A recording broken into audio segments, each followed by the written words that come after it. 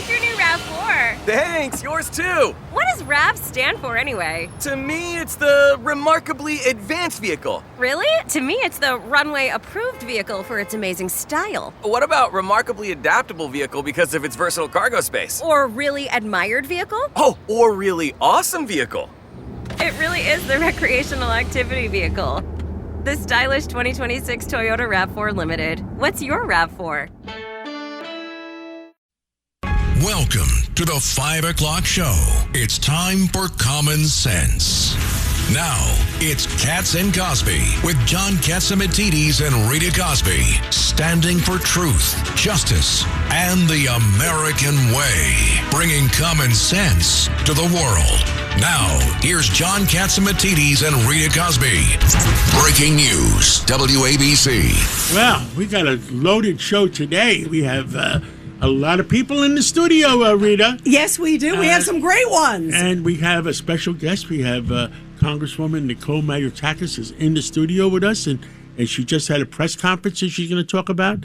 And, well, the economy, what happened the last 10 minutes of the stock market crashed in the last 10 minutes of the show. And we got Steve Moore of More Money, a good friend of the president's, and our regular guest on Wednesday, we have... not George Washington. It's very Rudy similar. Washington. Very similar. Very Deputy similar. Mayor, and it's just a horse of a different color. Did George Washington like Doritos? I'm not sure. There might be relatives. You never know. They might be. You never know. And Judge Richard Weinberg, Richard the best. Weinberg, a real good guy, and he knows his stuff. And it seems to be very angry today. Yes, he does. And tell us what he's angry about, Rita. Well, I'll tell you why. I'm going to defend the judge here. And the reason I'm defending the judge is there are a lot of people who are angry today. And a lot of people were quite surprised at what President Trump revealed. And this is it's called the Memorandum of Understanding. So let's understand what that means. That means this is sort of the pathway to the deal. And that he's still hoping that J.D. Vance, the vice president, is going to be flying over. He said he might himself attend, but more likely send J.D. on Friday to sign it in Switzerland. And essentially, John, it has 14 different points. And President Trump read it out loud. Obviously, ending the war, opening up the Strait of Hormuz, lifting the blockade, talking about nuclear and a whole bunch of other stuff. But he also said, look, if Iran violates any of these things, we're going to bomb the hell out of them. And the big issue where I think Judge Weinberg's going to be about as red as his tie is about the money issue. Because, and even, look, Fox was asking the president a lot. I've seen Trey Gowdy, conservative, came out. He was blasting the president. There's a lot of people who are just very confused today. So it's very simple. Trump and the military won a great military victory. They were on their way to cashing in the regime. They stopped. This deal is a very bad deal.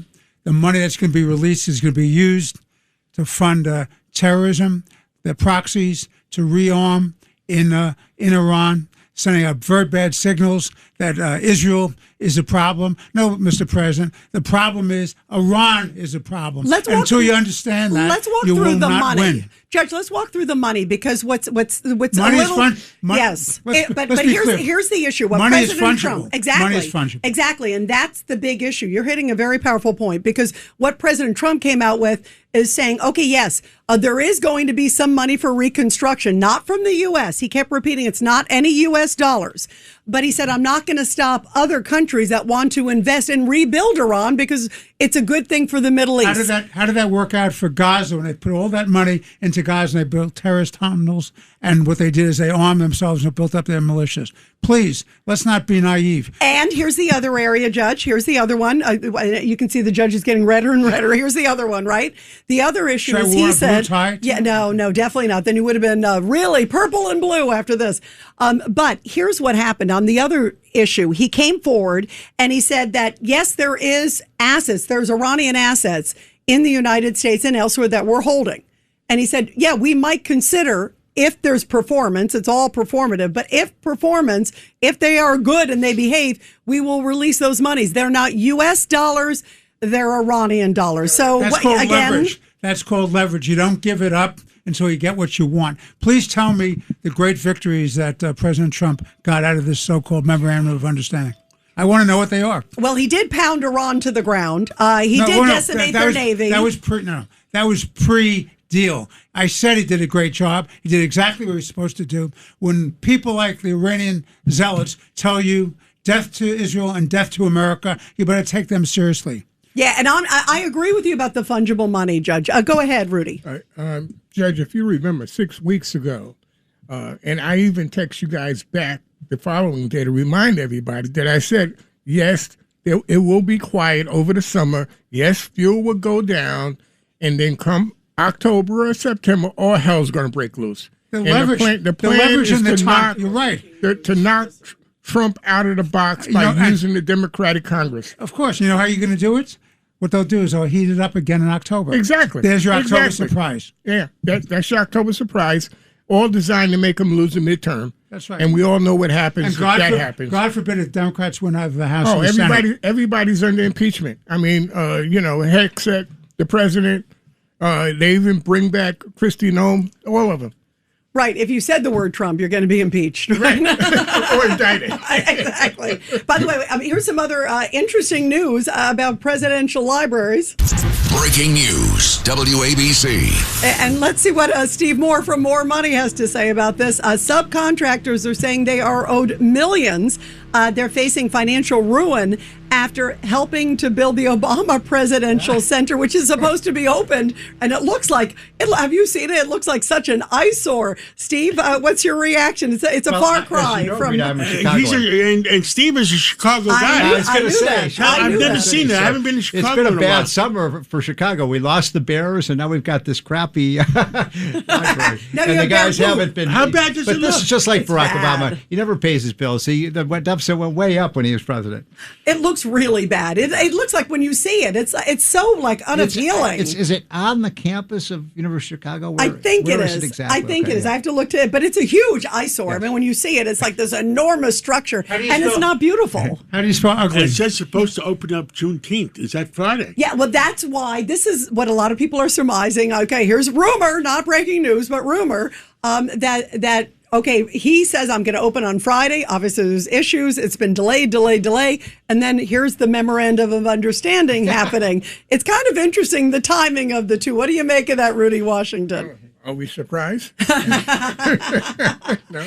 Well, speaking of other big news, we have Nicole Maliotakis with us. And Nicole, Congresswoman, you just had a big press conference about ICE, about sanctuary city laws, especially in New York State. You got to fill us in. Yeah, well, look, I was with the ICE director before, and we were highlighting all the people, all the criminals that were convicted. And they had to go out and arrest them because New York basically released them back onto the streets. So these are the sanctuary policies of Zohran Mamdani, of Kathy Hochul, and the other Democrats. Even after we saw people murdered, the 83-year-old who was shoved in front of the subway, killed by an illegal immigrant. The Chicago college student who is from New York, killed by an illegal immigrant, shot to death. Vehicular manslaughter, sex abuse, many crimes. And just in recent weeks, let me rattle off this list if I can. It's just in recent weeks, they arrested somebody who was convicted of sexual abuse of a minor. Now, these is not, I have 15 people right here, just in the last couple of weeks, convicted of rape, convicted of sexual contact with a person incapable of consent. Does that mean a minor? Forcible touching. Well, there were minors in here as well, right? Sexual assault against minors. You got child abuse. You actually got murder, believe it or not. Rape. These are the ones released, you're saying? These are the ones that were released. A guy who actually had a conviction for murder in Minnesota, and he was here in New York. And he got released. He got arrested for some other stuff, and he was released. And then you also have a whole bunch of other crimes. I mean, it's insanity. And this is who the governor and the mayor are doubling down now, want to change the laws and make the sanctuary policies even more difficult to go after these folks and arrest them. But I think nobody spends time highlighting the criminals that ICE is actually arresting in our city. How is ICE doing, too, Nicole? I mean, we've had some folks on, but you were just with them literally minutes ago. I kind of describe, how are they doing? They're getting so beat up. You think about the cars are getting smashed in at the Newark facility. They're being doxxed. They're being vilified, death threats. How are they doing? Look, I think they're trying their best to do their job. I think we all want them to focus on the criminals, right? We really want them to focus on getting these bad guys off the streets. But what's crazy is even when they are convicted of these crimes that I've just mentioned, heinous, horrific crimes, the policies of New York is to release them back onto the streets instead of turning them over when they have a detainer request. And that, to me, is insanity. I think we could all agree that we want these criminals to be deported. And Governor Hochul just doubled down with this new law. Basically, she's going to take the New York City sanctuary policy and now make it a statewide policy. So it's going to get, unfortunately, worse outside of New York City. Didn't Tom Homan say, make my day? Yeah, he did. And you So know what's going on? And you know what he also told us, John? I was thinking about the conversation that we had with him. He also said that because of like this New York State, first he said, yeah, make my day like Clint Eastwood. And you don't mess around with Tom Homan. And then the other thing he said, too, was that because of this policy, they're going to have to send more officers now because, you know, if they transfer them from the jail like they're supposed to do, as opposed to letting them out on the street, then you're not putting the public in danger. He said, we're going to now have to exponentially increase our officers to New York. Look, and if for a group of people that say they don't want to have raids, they're giving them no choice, because if they're not turning them over when they're being released from prison, then they got to catch then them they got to go on the street. street and find them. And they need more officers to then suddenly get them. If they're suddenly moving them from handcuff to handcuff, you don't really need a lot of officers. It puts everybody in danger. Yeah, and we see, obviously, agitators. There's a difference between protesting and agitating, right? You have agitators who are trying to hinder what their work, trying to get in the middle of when they're trying to make an arrest. I've introduced legislation called the Federal HALO Act, which would require a 15-foot buffer. So this protects the public, and it protects the officer, protects everybody involved. So people can peacefully protest, but they need to be 15 feet away. And it protects the officers and allows them to do their job without having these people, interjecting and making it less safe for everyone involved. Makes it very dangerous. Rudy. Well, first of all, the whole concept of sanctuary city is not even legal. But they can do things legislatively. And right now, listening to the Congresswoman, this feels like politics. Let's do this so I can control the vote in New York City. What happens outside of New York City in terms of an election, different ball game. But none of this makes any sense. I mean, the Congresswoman just articulated it all, the way common sense people would feel about this.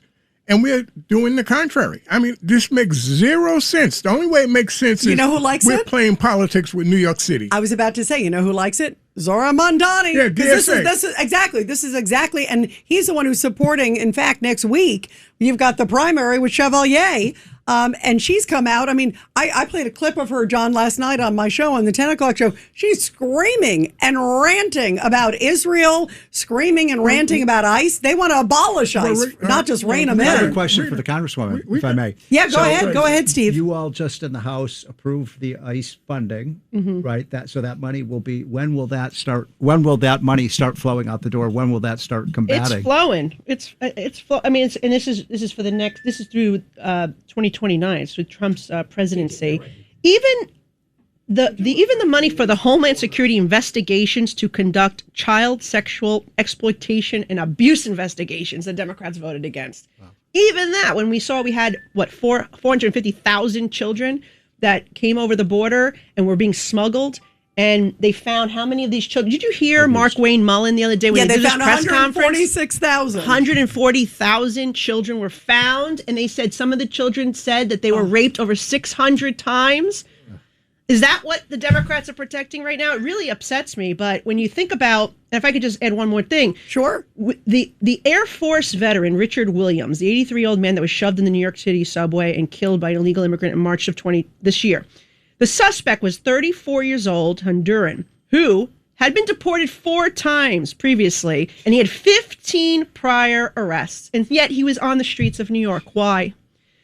And Laken Riley's murderer, we know, her murderer was also arrested in New York and released back onto the street, went to Georgia, killed Laken Riley. So these are preventable. These are preventable deaths. These are preventable 100%, crimes. but there has to be a will. And that's the issue on the Democratic side. To your point, they are totally playing politics. I agree, Rudy. And it's dangerous. You know what's scary, Congresswoman and Rita? There's an opportunity. a chance, outside chance, DSA could pick up 4 congressional seats right here in New York City. You forgot New Jersey. What about crazy Adam Holloway? Yeah. Holloway is almost guaranteed now because he's in a blue district, very witness blue for district. Unbelievable. Yeah, he's the guy who was the character witness for the blind shake for the World Trade Center. What's I mean, happening you cannot make that up. More than a character witness, he was the aide de camp and he was a translator. He was in the car when they're doing the plotting and scheming for the first attack on the Trade Center. Much more than just happened to be a character witness. Let's be clear. No, He's you're lucky right. he was not indicted and convicted. I want to also say he was a voluntary character witness, too. I mean, I want to volunteer. And he's going to have access to classified materials in Congress. I mean, is Hakeem Jeffries, if he were to become speaker, would he put him on the Intelligence Committee? I mean, come on. Foreign Affairs? It's crazy. It's crazy. It has to be stopped. It is And absolutely. only the voters can stop it, by the way. So if you're a voter in that district in New Jersey, like, don't vote for a guy who was a character witness or worse than a character witness for Al Qaeda. Just do yourself a favor. Do the country a favor. Yeah, do the country a favor. Well, let's go to KT McFarland. You guys, breaking news on Iran. Breaking news, WABC. And joining us now is former Deputy National Security Advisor under President Trump, KT McFarland. KT, there's a lot of very passionate reactions. That's a nice way to say it. After the memorandum came out today, President Trump unveiling the 14 points. What do you think? And you can see there are a lot of people who are a little unhappy. Look, I think it's a great plan. It may not be a satisfying plan because we would like to see all the mullahs in the IRGC lined up and shot. But that's not a very realistic plan to do that, to have them all shot. Why?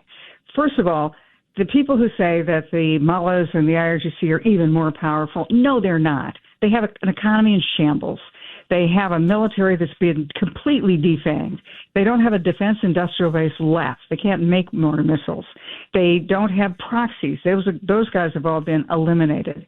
And we are now going to be able to watch everything they do with their funds. We now have complete visibility on all of their offshore money, all of their cryptocurrencies, so we can see what they're spending their money on. So I don't buy this that somehow the mullahs are all empowered. I think that what we've now seen, secondly, is that there seems to be several groups in Iran. The pragmatists, the crazies and the craziers, but at least the little crazy guys, the pragmatists, they know they've got a country of 91 million people to run. And so they know that they've got to cooperate with the United States or they don't get the funds, they don't get the money, they can't do the rebuilding. The thought is it's going to be $1 trillion of rebuilding. It's going to take them at least a decade. So if you think you're just going to take 91 million people and put them into dire bankruptcy and destitution for a decade, that's a breeding ground for terrorism and extremism. The other thing I would point out is that everything President Trump has talked about, they don't get a nickel unless they behave, unless they do what we want them to do, not only with the nuclear weapons, but with regard to their military and all the other things they've got to do to rebuild. So, I think that this is the best possible world that you could have, because you don't have regime change unless you got a new regime that's ready to come in, and there isn't one. There's not some opposition party that's going to immediately move into the leadership position. And we sure as heck don't want to occupy and have to be the leadership position. But on the other hand, we shouldn't just walk away like Obama did with Libya, get rid of a dictator and then hope that the best happens, and the best never happens. So I think it's a very good plan that President Trump has, especially because it's performance-based. We could bomb them again tomorrow if they don't obey. We can shut down their currencies again if they don't obey. So I think he's got a prospect of a peace, but then he's looking ahead to what happens next, and that's a Middle East that's economically thriving. And KT, obviously that would be a great thing if there's freedom and peace and all those other things. I'm just going to play skeptic, just because I was listening to some of our friends like Trey Gowdy and people like that. Right. Trey Gowdy really was very disappointed with this deal. He said that President Trump is making Iran richer, that this deal essentially is making Iran richer by allowing them to get access to this, the reconstruction, even though it's not U.S. dollars. There's money's fungible, as we're talking about. He also said that we had all this leverage. I think he believes, and we've had Jack Keane on the show too. Right. Jack Keane certainly believes that there was another 20% of targets to hit, and that the job should have been finished and pummeled them. Those are the 20% of the targets that we hit if they break the agreement. I mean, I guess I'm just somebody who's been around the Vietnam War and the Afghanistan and Iraq, and every time we do a regime change that we force on somebody and we try to impose new leadership, it doesn't work. Slow rolling regime change is exactly what we want to happen, and that could occur over months, weeks, who knows. But the idea that the mullahs are somehow stronger, they're not. They don't have any money. And the minute they get out of line, they get bombed again. They get their money shut down. And again, it's not satisfying. KT, don't they get money? Don't they get money at the? No. Hold on 1 second. Don't they get money on the Strait of Hormuz the minute it opens? Because he's saying unrestricted sales. Don't they get money? They'll be able to sell oil. They will be able to sell oil, but the minute they start misbehaving, that shuts down again. The Armada's going nowhere. It could turn back on tomorrow, and we could bomb Karg Island. We could do a lot of damage to whatever is remaining of their military infrastructure, should we choose to do it. It's all performance-based. And, okay, so maybe people think that the better thing to do would just be to line them all up and shoot them, but I don't think that augurs well for a country of 91 million people. I think so look, we've got the opportunity to punish them all. That was the problem with Obama. He never had any punishment mechanism if they broke the deal. Right, he had zero. Zero. It was just a strong note to follow.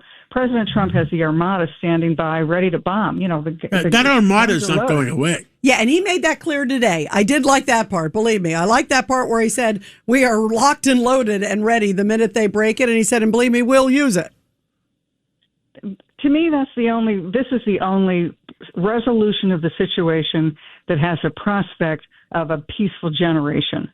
Anything else, either leaving a powerful mullah, they're not powerful. They don't have any proxies. Obama didn't do anything, right? The proxies remained. The missile systems were there. The nuke program, they could have nukes within a decade. Obama had none of this other stuff. President Trump has done what Reagan did in the Cold War. It's called the anaconda theory, by the way. It's the anaconda policy, where you have a snake that just sort of wraps itself around and around and around and strangles them. And so what Trump did was got rid of the proxies, got rid of the terrorists, got rid of the finances, and then with the military operation, got rid of their military and their army, their navy, their air force, their command and control, their missile defense systems in Syria, understands where the money is now. We now have complete visibility of all the banks. So let's say Iran says, okay, we're going to sell our oil tomorrow. We're going to make all this money. We're going to build hospitals. We're going to see if they're building hospitals. If they're not building hospitals, if they're starting to rebuild nuclear sites, terrific. We'll bomb the nuclear sites and we'll cut off the money. And KT, the one thing is the markets are very smart. The price of oil is down to $74.95. Wow. The lowest it's been in a while. So all the nuclear scientists that are looking for negatives, the markets who put up real money are the smart ones. Oil is down to $74.95. The interest rates did not go up as people were saying, oh, it's got to go up, They're full of crap. And Rudy Washington, you congratulated me before. What did you say before? I congratulated you before, and I think Steve was in the room the last time. We have a witness? We have a witness, all right. Where the experts were saying it would take the summer for the price of oil to come down if there was an agreement. It would take several months. And Secretary Wright saying that oil is going to go up till 2027. Exactly. Yeah, and I said he was full of crap. No, yes, you did. That was a doozy. You said within a week, John. Exactly. I asked you that question. You said within a week the price of oil goes down and the price of gasoline at the tank goes down. KT, I walked in and I bowed. I said, I got to give it to you, Kat. You called it. And KT, I want to say something that I was saying to them in preparation for the show. You're the first person I've heard say it, and which was the most important thing. The Obama agreement created a glide path for a nuclear bomb within 10 years, which would have been 2025. So could you imagine the way they are dug in the Straits of Hormuz, if they had a nuclear bomb or several, what they would be doing to the world? The whole world would be hostage. But you're right. So they would have nukes that hold the whole world hostage. But 5 minutes after they had nukes, everybody gets nukes because the Saudis will buy the Pakistani nukes. And somebody else will buy North Korean nukes. And so all of a sudden, you'd probably see countries from Turkey, Saudi Arabia, UAE, Israel, we know already has nukes, Iran, they would all have And nukes. KT, I have a problem with a president basically trying to clean up his image. Oh, Obama. Yes. Oh, it's President horrible. His image against Right. Trump's deal with his deal, and there's no comparison. By the way, I think it's disgraceful. Katie, isn't there sort of there's always, I've covered presidents for how many decades? There's always sort of a gentleman's promise that you don't necessarily, especially at a time of war. My goodness, Obama should shut his mouth. Well, do you think he's a gentleman? I'm not so sure. Yeah, maybe I I'm would being put too him in that kind. category. You're right, KT, maybe I'm being too kind. But I mean, to me, it's really distasteful, to Rudy's point, that he's trying to reincarnate his image and reconstruct. And he is trying to make it sound like this is the exact same deal. Our deal was even better, which I don't think this deal is great. I'll be honest with you, but I will say it's a heck of a lot. There's no comparison. Exactly. I agree with you. It's a heck of a lot better than anything Obama had. Judge Weinberg. I will agree with KT that I think Obama is reprehensible. Oh, what about the rest of it? The rest of it, I'm going to file a dissenting opinion for breakfast in the Hamptons. Oh, there you go. KT, you heard it. Extra coffee. Wait, hold on. We got to get your mic on here. Oh, I'm sorry about that. Go ahead. I was just going to say reprehensible, just like the structure and the design of his new library. Exactly right. Exactly right. Boy, yeah. Concurring opinion with the Congresswoman. Yes, that is a doozy. Well, KT, thank you so much. We love you. Let's see where this goes. And boy, we're all praying for peace and praying for President Trump's success with us. Thank you. Thanks, KT. Thank you. Thanks, KT. And you guys, we're going to take a break. Really stunning details about maybe some leaks in the Situation Room. And we're going to talk to Michael Goodwin about that coming up. A common sense recap of the day's biggest stories. It's John Catsimatidis and Rita Cosby. Katz and Cosby on 77 WABC. Breaking news, WABC. So it appears there have been some leaks of classified information from the Situation Room at the White House that is, of course, supposed to be super secret. Where does it go from here? Well, joining us now to talk about all of this is the great Pulitzer Prize winning columnist, the awesome Michael Goodwin. Michael, this is a blockbuster. Kind of explain what's going on and maybe what should happen now. Thank you, Rita. Yes, the New York Times gained access to at least 3 meetings in the Situation Room, either by somebody who was there telling them sort of word for word who said what, where they sat, or they got a recording of the meeting. But even if they got a recording, I would assume somebody gave it to them who knows what happened and therefore could describe the seating, etc. Sort of the aura, the shape of the room in terms of who sat where, what was on the video screen.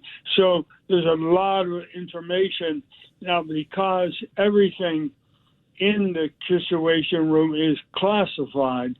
Then this looks to me like an open and shut case that this deserves a criminal investigation. Now, are they doing that? I mean, what's being done even within the White House to figure out who's leaking? Because there's only X amount of people in there. Right. And no, I mean, what surprises me is that with the first of these articles appeared in April.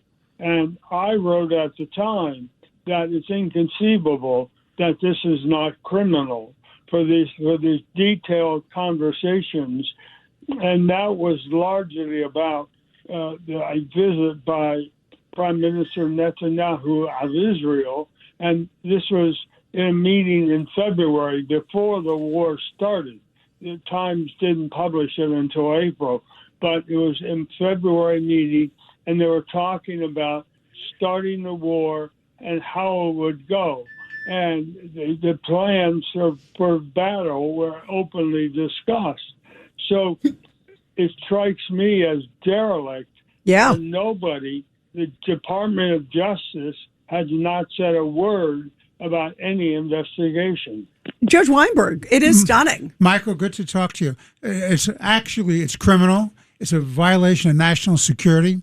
And I think, without naming names, the journalist from the Times who used this material, they should be brought in before the grand jury to testify as to their source. Now, people will say, well, the journalists are entitled to a privilege in protecting their sources, but it's a question of national security. I'm going to ask Professor Dershowitz about this. In a situation of national security, it seems to me that trumps any privilege, because this is very dangerous stuff for the future and safety of this country. Your thoughts? And also, somebody's undermining the president. I mean, that's just politically, it's terrible. But national security, undermining the president. Michael, what are your thoughts? Well, look, the president was there for 2 of those meetings. And so, yes, somebody is giving away the store. Now, why and who, of course, is the question. I can only imagine that it's somebody, some disaffected person in the White House, and it's extraordinary. I mean, I've never seen. Look, we're all used to leaks, and reporters do their best to get inside information all the time. But how these Times reporters got this information is not the ordinary course of business. This, as we agree, is a crime. So I'm not sure how, if the Justice Department is going to take any action or how they would begin, because you would think they would begin with their own staff to find out. They must have some suspicions, but so far it's kind of a mystery, lack of interest in the White House.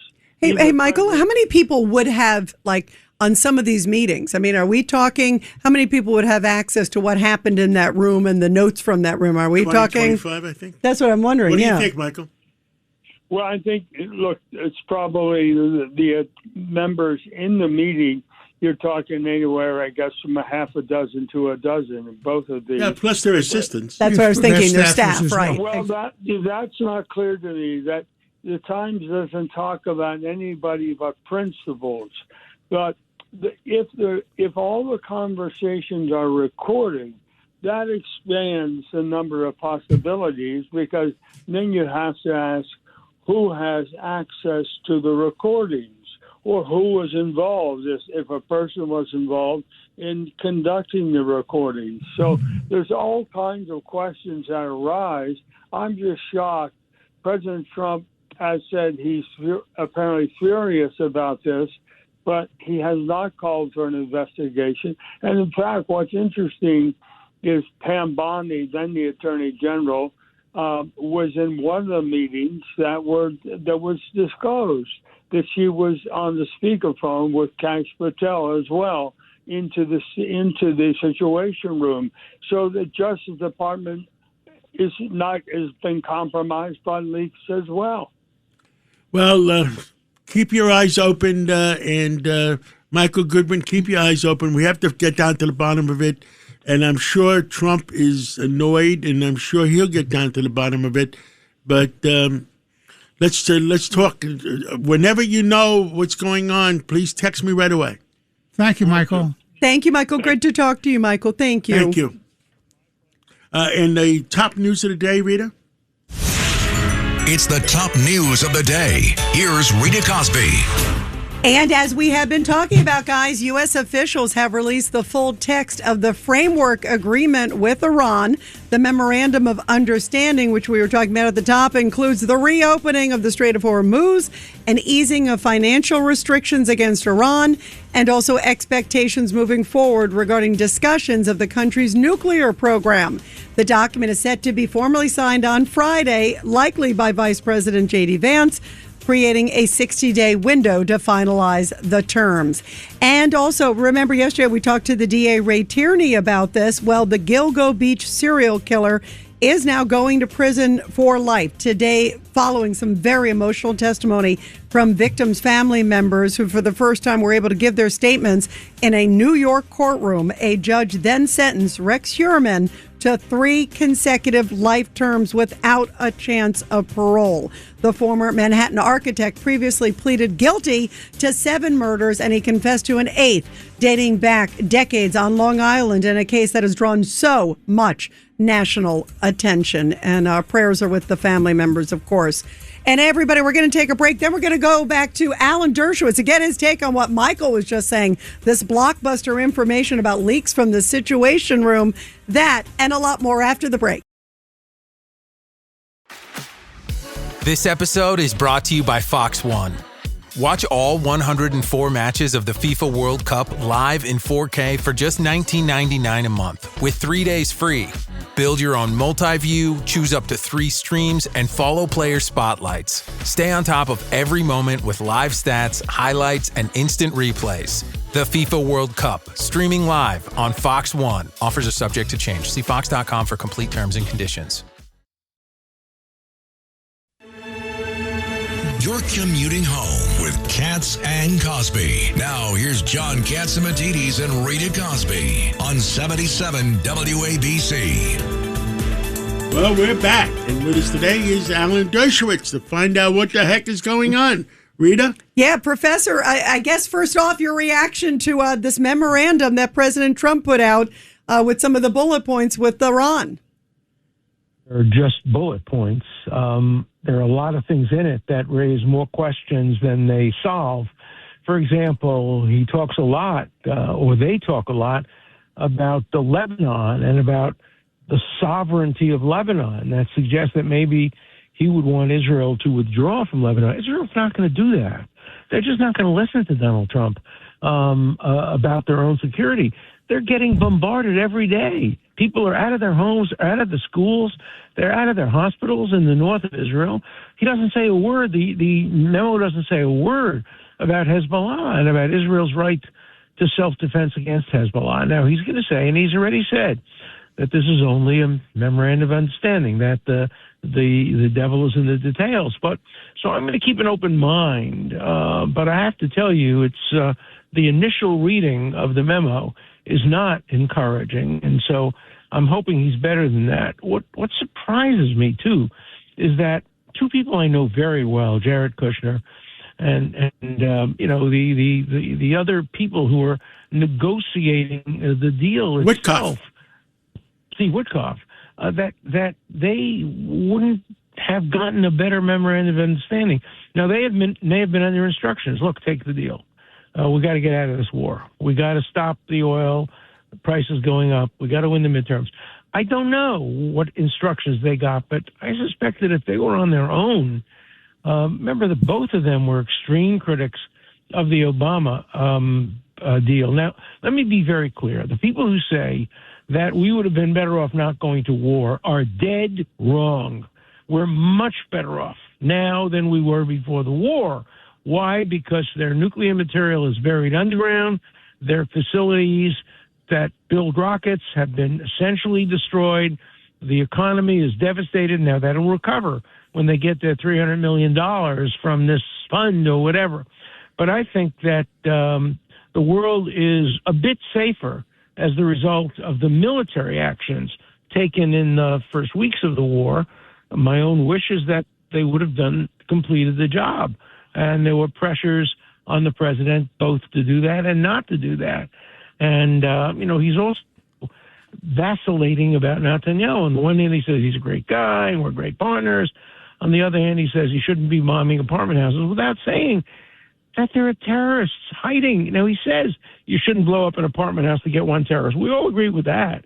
The Israeli military doesn't blow up apartment buildings to get a single terrorist. And maybe they could do a better job, but it's not really up to anybody in the United States to lecture the Israelis about how to defend their population in the north. And so I'm hoping this is the beginning of a dialogue and not the end result of a willingness to capitulate. When you read this just by itself, it sounds like at least parts of it could have been written by the Iranians. Yeah, a lot of people are wondering. There's a lot of vague. I agree with you. Before we let you go, I got to ask you about Luigi Mangione, too, really quickly. The attorneys are coming out and saying they're going to use a psychiatric defense, not insanity. I mean, this is really interesting. Like that at the moment, he was so enraged, but he's not insane. That won't work. He planned this carefully. He checked into, a hotel. This was very well planned out. And I don't think any reasonable jury, I'm really an expert on insanity and mental illness. My first book was called Psychiatry, Psychoanalysis, and the Law. I taught courses on mental illness at Harvard for 20 years, more. I just don't think this fits into any of the traditional mental illness defenses. They can't say he didn't intend it. All you have to do is show the picture of him with the gun, walking behind him and basically firing. I mean, the prosecution could present this case to a jury in 10 minutes. All you have to do is show the gun, show the firing, and bring evidence of the death that resulted. And then the burden is on the defendant to go forward. It used to be that the prosecution had to prove beyond a reasonable doubt that the defendant was sane. Today, that burden has shifted now, and the defense really has to prove he was insane or mentally ill or mentally upset or emotional. But, we don't excuse people because they're emotional. Right, I mean, exactly. so Then anybody would get committed. off. Right, Yeah. exactly. Before we let you go, real quick about the Michael Goodwin. Go ahead, Judge. Alan, Michael Goodwin had a great column about the leak out of the Situation Room out in articles by the New York Times. And now my view is this is a breach of national security and it's a threat to our country.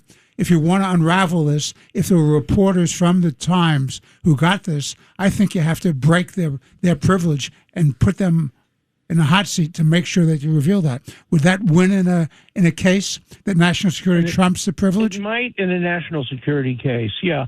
I mean, the courts are pretty protective of journalistic privilege, but when the journalistic privilege is to protect a serious crime, and it's a serious crime to reveal classified information from a meeting in the most secure office or the second most secure office in the White House. So I think they have a fair shot at being able to break the privilege. And, the question is, who's the source? Is the source somebody from within the administration? And I would think that maybe the administration could essentially say, and make everybody who is in the Situation Room sign a statement saying we waive any privilege or any confidentiality so that you feel free, if we were the ones who disclosed the information, to reveal it to law enforcement authorities. That's a great idea. Possible. Great idea. Yeah. Well, and Trump could do it. All he has to do is have everybody in that room sign a waiver. Yeah, let's see. Let's see what happens, because you can't have leaks from there. My goodness. Professor Dershowitz, we love you. Thank you it's very great much. to have you here. Thank you. Always a pleasure to be on. Thank you. Thank you. Thank you. And let's go to Iowa. Yeah, we have Congressman Zach Nunn. Congressman, it's great to have you here. First, let's get to President Obama, who's been making a lot of comments of late about Iran. Your thoughts about the former president weighing in? Well, hey, guys. First, thanks for having me on. I'm in the heart of the heartland in Iowa right now. Not only talking to Iowans across the district, but I'm hearing a lot on what is happening in Iran. And I will let you know, as a combat aviator, somebody who's flown hundreds of combat hours in the Persian Gulf, we faced off against the Iranians. I know this is not a conflict that's arisen in the last 4 months. This is a conflict that is the reflection of 47 years of terrorism held by Iran. Presidents have tried, presidents have failed, and they haven't been able to get a disarmed Iran or an Iran that is willing to give up its support for terrorism. It still remains one of the number one sponsors in the world. And President Obama wants to waltz into this conversation. And with all due respect, he was the one that handed them pallets full of cash that they built their nuclear program upon, that they funded the terrorism that keeps Hezbollah and the Houthis and Hamas firing at Israel and threatening the United States. And it was really President Obama, through a failed plan of, verification, who now is saying, hey, we didn't go far enough. Well, here's what I do know. As a military commander, I saw President Trump take decisive action last summer with Operation Midnight Hammer that eviscerated Iran's ability to be a threat to the world with its nuclear aims. I also saw the U.S. and Israel working hand in glove to eliminate the Ayatollah, who continued to plot terrorist activities even while under restriction. And under President Trump's leadership, and with the support of many of us in Congress, myself included, we are now at a point where we can start to have a conversation on keeping Iran non-nuclear, non-Hezbollah enabled with terrorism and opening up the Strait of Hormuz. So I would say this has moved a lot farther than what President Obama could have hoped for in his wildest dreams. And now we're actually only looking at, talking about sanctions relief as a carrot if Iran is willing to come back to the table. And the president still holds, President Trump, a very big stick if they decide to go back on their word. Am I going to tell you that there's a solution on the table with this MOU? No, there's more work to be done. But this MOU between the U.S. and Iran is a starting point. We should take it seriously. Yeah, and at least, look, I to your point, and I've said this too also, Congressman, this is Rita Cosby, that to me, I'm happy the president had the courage and the guts to go in and, decimate Iran. He's done unbelievable damage, which the regime well deserved. And he has really impacted them militarily. I mean, we have squeezed them. And that's more than I think so many presidents combined previously have ever even thought about doing. So you're right. That's an incredible moment. And you're right. It is a talking point. We'll see where it goes. And I hate to see the former president with this criticism. Before we let you go, Congressman, let's ask about FISA. What's the deal with FISA? Where is that going? Well, let's be very clear here. Just this week, we had a great fight night in America with the UFC on the South Lawn of the White House. I watched it. I thought this was fantastic. This is what it means on America's 250th birthday. We also have, the World Cup coming to America, 11 great games across, the entire United States. But we also have one of the largest windows here where we need the utmost protection on national security. And I'll make no bones about it. I'm a counterintelligence officer. I've served for decades on the intelligence front line, and I am talking to my brothers and sisters out there who are on the front line trying to do the right thing. But for that UFC fight, we saw the reality here with the Federal Bureau of Investigation being able to crack an operation of folks who used a, social media platform through a telecommunications vendor, and these folks were intent on killing President Trump, on creating a mass casualty event with a drone strike. They were going to pre-position snipers when first responders came. This entire cabal was caught, captured, and cracked by the fact that we had a mom who did the right thing and an intelligence apparatus that functioned to protect the American people. I have led on, reforming what we call FISA, the Foreign Intelligence Surveillance Act, because we don't want it spying on Americans. We want a warrant process in place to keep American civil liberties safe. But what we also want is we don't want to afford Fourth Amendment privacy rights to foreign terrorists operating overseas. And what happened this past week in Washington was that a large number of Democrats fought with the president. They wanted somebody else to be in charge of D&I. But most importantly, they put their own political interests ahead of the nation's security. And instead of looking at reforms, they just shut down the entire intelligence collection apparatus, not only for groups like FBI and CIA and military intelligence. They turned the keys off and went dark, the first time in U.S. history, for our telecommunications partners to be able to share that information. Thank God FBI found out about this attack plan on June 10th versus on June 16th, because it would have been a very different story on how we could have tracked these individuals down. I want us to have a FISA system that respects warrants, respects Americans' privacy. Yeah, I think, by the way, Congressman, a lot of people agree with that. We have also, we have somebody here with us. Zach, it's Nicole Maliotakis, your great colleague from New York City. How are you? I love you, Nicole. Nicole helps us out with the Puppy Protection Act. I'm out in Iowa, Nicole. We're fighting to end puppy mills, and Nicole has been a strong leader for New York. And here in Iowa. Oh, good. That's an important one. Right. Bravo. I just want to say, for all my New Yorkers who are foodies, if you have not been to the Iowa State Fair. Oh, yeah. Zach Nunn took me to the Iowa State Fair, and it was fantastic. I mean, the corn dogs. Well, they had a lobster roll corn dog, a lobster tail corn dog. And on top of that, that deep fried peanut butter and jelly sandwich. It's amazing. You guys got to go. Oh, my God. It's addicting. Zach, thank you very much, Congressman. It's great to have you here. Guys, great to be with you, Nicole. Keep up the great work for New York. Talk to you soon, friends. Thank you so much. And now let's go. We got General Blaine Holt on. General, are you on? I'm on, and I am ready to go. And all right, where do we start? Wait, actually, I know. Can I say, John? We know where we start. It's a big day.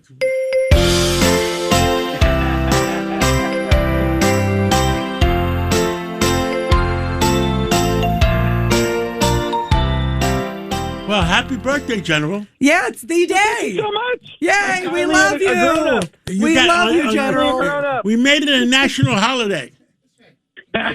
Blaine whole day, Yes. Blaine whole year. Now, General, I mean, me and you, you're still a pilot. I'm not a pilot anymore. I mean, have you ever seen so many tragedies in airplanes in such a short period of time? No, I mean, not the at all. B-52 yesterday, the Citation jet yesterday. I mean, what the heck is going on? Yeah, and this is the thing you and I have been talking about for a long time. You can't find common denominators that stretch across. Oh, it was this, it was this, it was this. It's the same thing, so it's the same problem. Let's get at it. It's always something vastly different. In the case of that Citation, I don't know why they would have flown a fully fueled approach without landing gear. That doesn't make any sense to me.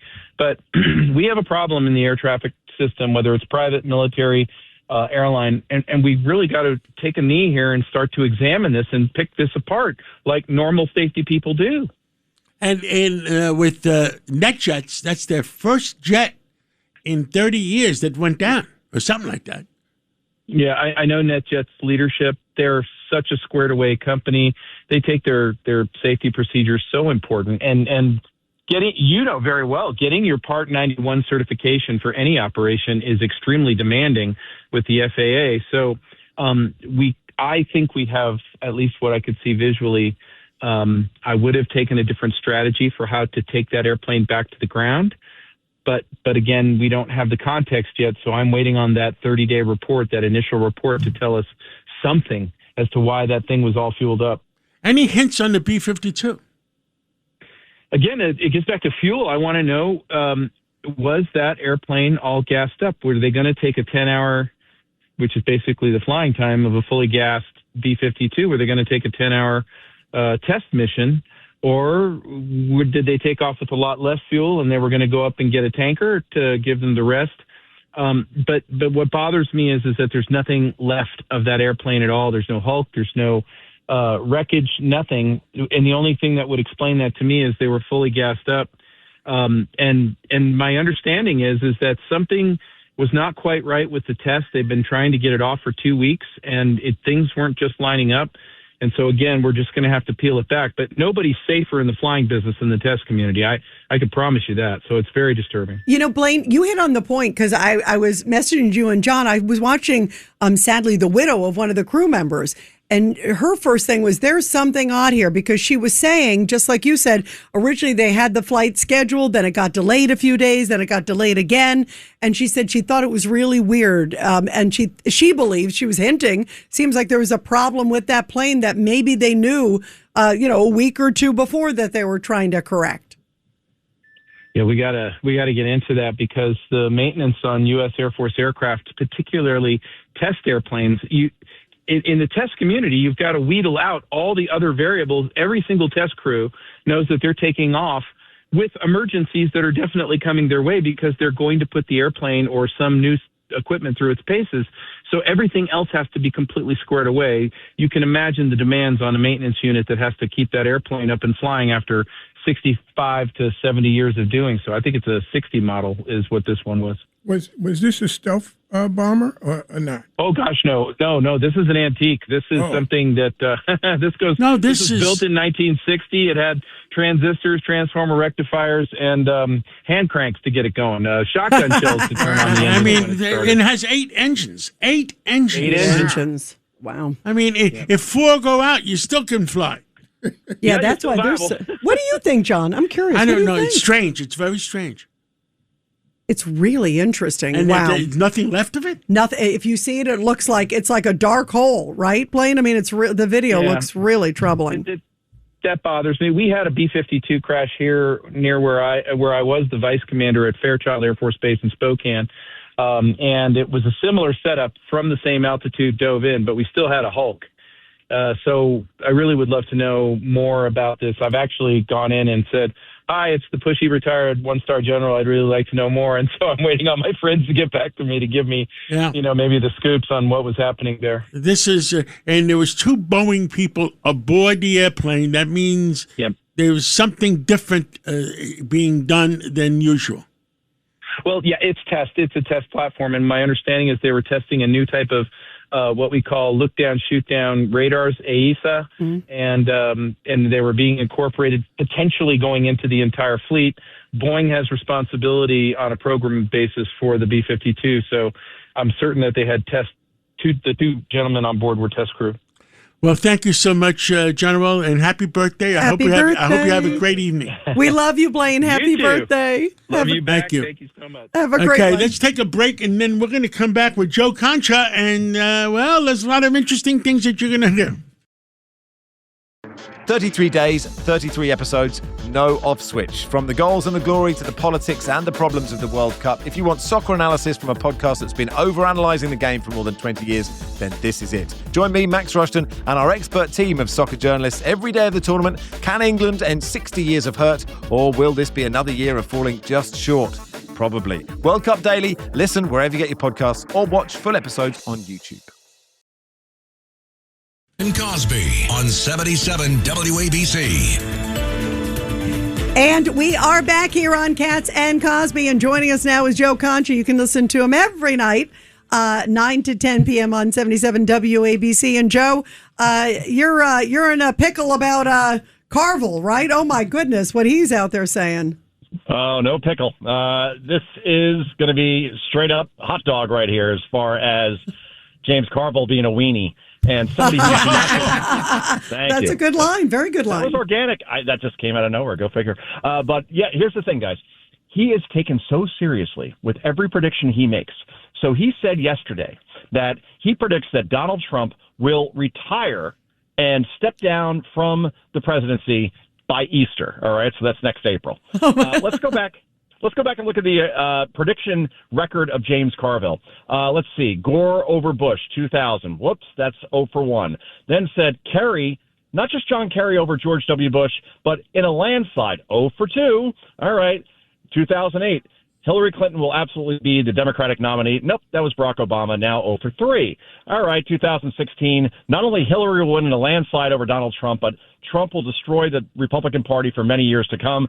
Big 0 for 4. And then 0 for 5. He thought that Nancy Pelosi in 2020 should pick the Democratic nominee instead of having a primary process. That didn't happen. And then obviously in 2024, thought that Kamala would win as well. So again, this guy had one good campaign with Bill Clinton, who would have won with or without James Carville anyway. And every time he makes a prediction, you think we're listening to Nostradamus. If you listen to the media, well, I don't know. He hasn't got anything right since 1992. Maybe we stopped listening to this person going forward. And he's so angry. I mean, like, you know, we're talking angry about at the world. Yeah, angry at the world. I mean, it's like Trump derangement syndrome on steroids. I mean, I've never seen somebody who looks like he's going to pop his Cajun cork.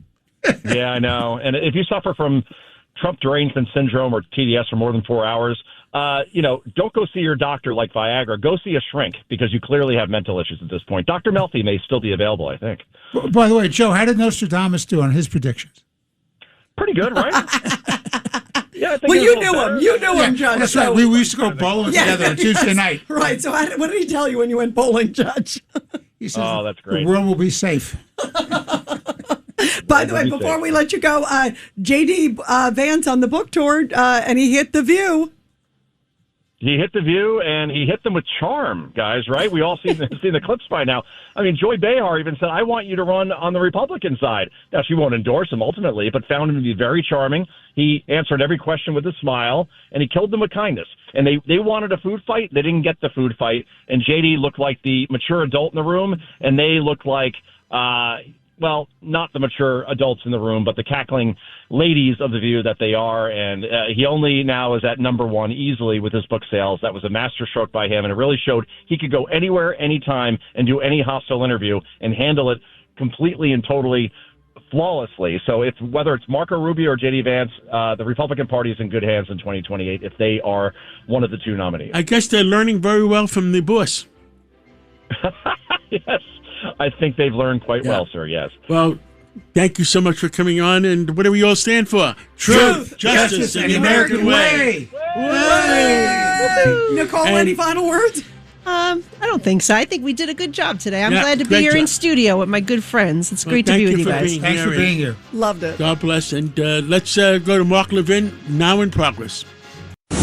Thanks for listening to Cats and Cosby with John Catsimatidis and Rita Cosby. You can hear Cats and Cosby weekdays at 5. It's the 5 o'clock show on 77 WABC. If you like the podcast, share it with your friends and listen anytime at WABCRadio.com and download the WABC Radio app. Hit that subscribe button on all major podcast platforms. Plus, follow WABC on social on Instagram, TikTok, Facebook, and X. See you next time for a new episode so you never have to wonder. What the heck is going on here?